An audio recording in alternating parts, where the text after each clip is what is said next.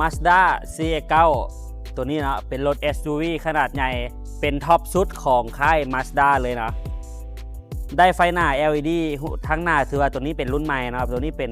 2018 สีเทาเงางามเลยตัวนี้เนาะเป็นเกียร์ออโต้ปุ่มสตาร์ทกดปั๊บสตาร์ทปุ๊บเกียร์ออโต้เนาะมีโหมดสปอร์ต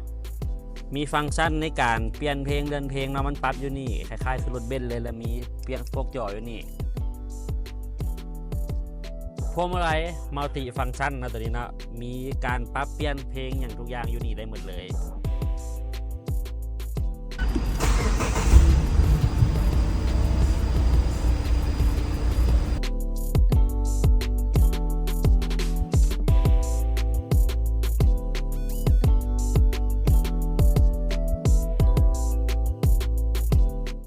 เบาะหลังกว้างขวางนั่งสบายเนาะมีบอลพักแขนให้พร้อม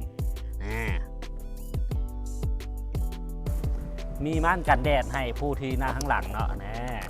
เป็นผู้บริหารได้เลย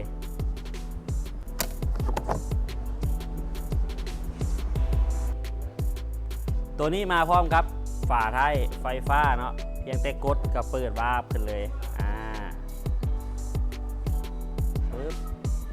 ปิดเปิดด้วยไฟฟ้า